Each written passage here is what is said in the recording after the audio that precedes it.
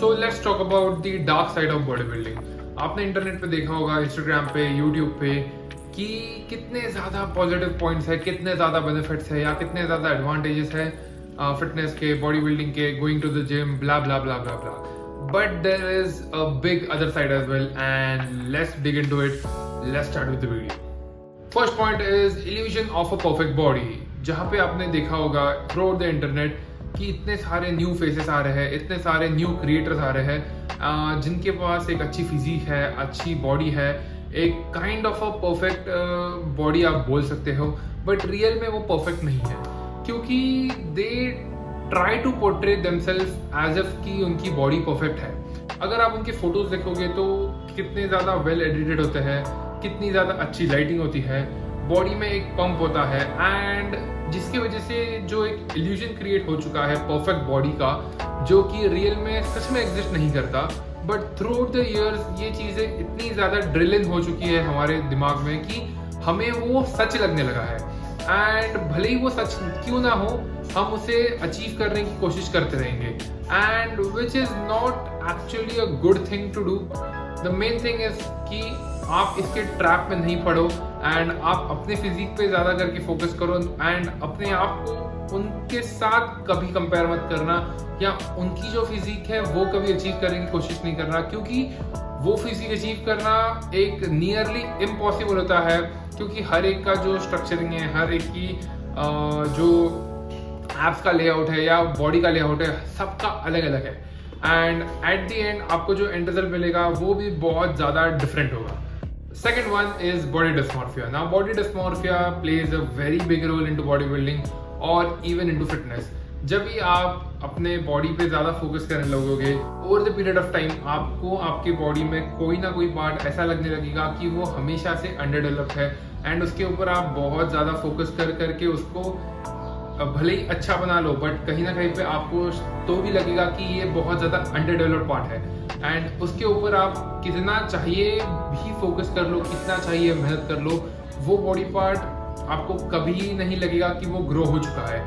Until unless आप अपने आप को जब तक सेटिस्फाई नहीं कर लेते तब तक आप उसको ओवरकम नहीं कर सकते हो।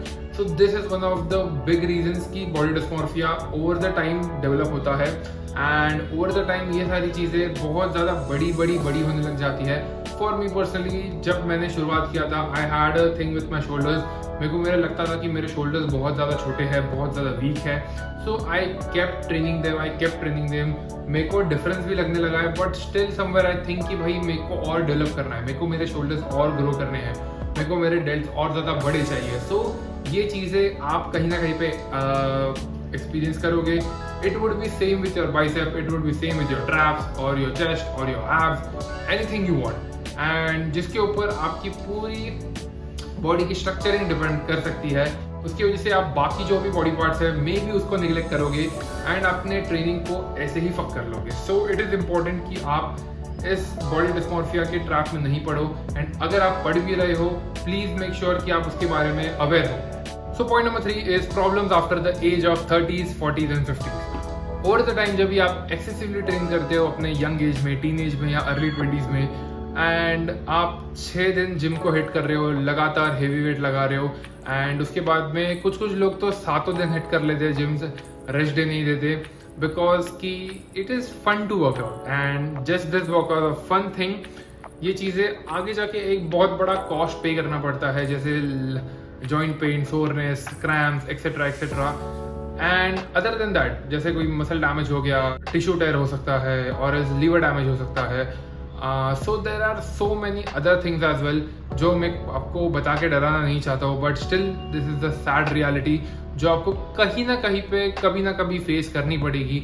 सो it is better to take precaution right now. For example अगर मेरे को पता है कि मैं अपने अर्ली 20s में जिम हिट कर पा रहा हूँ, 6 दिन जा रहा हूँ, हेवी वेट लगा रहा हूँ, एंड ओवर द टाइम मैं अपने पूरे सेशन में अच्छे से वेट ट्रेन कर पा रहा हूँ इन माई लेट 30s और इन माई अर्ली 30s, मैं इस अमाउंट के साथ ट्रेनिंग नहीं कर पाऊंगा, क्योंकि जो बॉडी के अंदर टेस्टोस्टेरोन लेवल्स होते हैं वो धीरे धीरे कम होने लगेंगे, एंड जिसका आपको साइड इफेक्ट कहीं ना कहीं पे दिखेगा।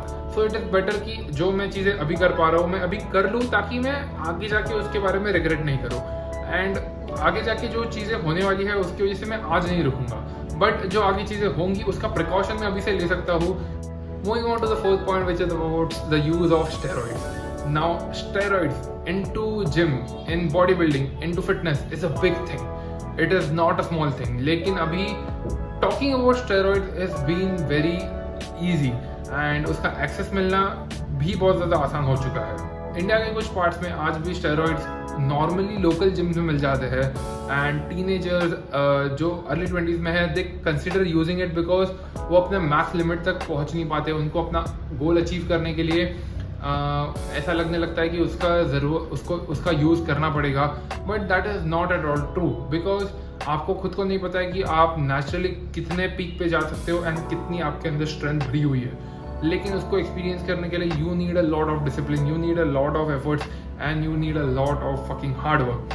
उसके बिना ये चीज़ पॉसिबल नहीं है. बट एट द एंड ये एक पर्सनल चॉइस हो जाती है making a use of steroids and ऐसा नहीं है कि उसके कोई साइड इफेक्ट नहीं होंगे. Steroids come with a cost. अगर आप कोई भी बॉडी बिल्डर को देखोगे वो लोग जो स्टेरॉइड यूज़ कर रहे हैं वो इतने ज़्यादा कंसल्टेशन के साथ यूज़ होता है. उनके जो न्यूट्रिशनिस्ट है, उनके जो डाइटिशियंस है, उनके जो डॉक्टर्स हैं, they are prescribing it with a caution. उनको पता है कि ये यूज़ करने के बाद उनको क्या करना पड़ेगा, ये करने के बाद उनको किस टाइप का वर्कआउट करना है, किस टाइप का इंटेंसिटी चाहिए उनके वर्कआउट में. So without medication, without any prescription अगर आप स्टेरॉइड यूज़ कर रहे हो it will fucking affect your body. Normal बंदे को जिसको कभी स्टेज पे कम्पीट नहीं करना है, जिसको बॉडी बिल्डिंग करनी नहीं है, स्टेज पे जाके कम्पीट नहीं करना है, बड़े बड़े कंपटीशन में पार्टिसिपेट भी नहीं करना है, तो why even to think about using steroid just because कि आप अपने लिमिट्स तक नहीं पहुंच पा रहे हो तो आप स्टेरॉइड्स का यूज़ करके वहाँ तक जल्दी पहुंच जाओगे. लेकिन उसमें फन एलिमेंट तो निकल गया, उसमें आपका हार्डवर्क निकल गया, उसमें आपका डिसिप्लिन निकल गया. And steroids is another tool जो यूज़ किया जाता है बॉडी बिल्डिंग में. It is nothing like a big thing जो जो यूज़ करने के बाद आप डायरेक्टली स्टेज पे कम्पीट कर सकते हो, जो डायरेक्टली लेने के बाद आपकी बॉडी बहुत ज़्यादा मस्कुलर दिखने लगेंगी. No, it doesn't work that way. Even before consider using steroids there is a whole lot of process you have to go through and वो बहुत ज़्यादा मेंटली ड्रेनिंग हो जाता है. सो प्लीज़ मेक श्योर कि आप अगर कंसिडर भी करने वाले हो, so please make sure you know all the insides and in and outs about the steroids. उसके बिना ये चीज़ के बारे में प्लीज़ मत सोचना. Last and the final point which is lack of other abilities.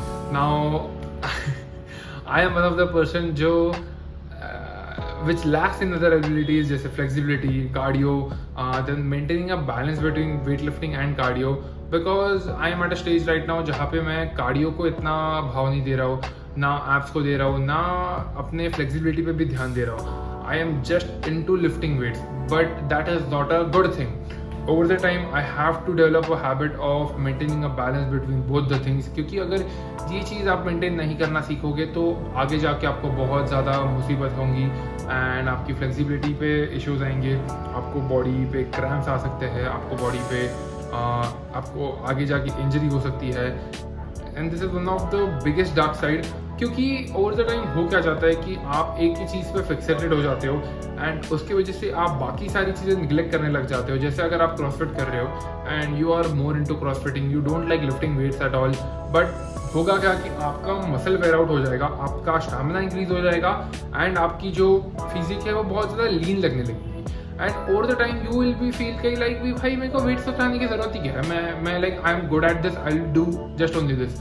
But it is not about that. It is about maintaining a balance between both the things. So it is really important कि आप इन सारी चीज़ों के ऊपर भी focus करो. So that's it in this video. This was a whole detailed video about the dark side of bodybuilding.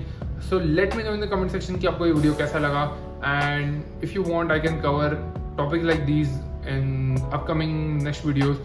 Keep watching. This is Yash Kashid and signing off.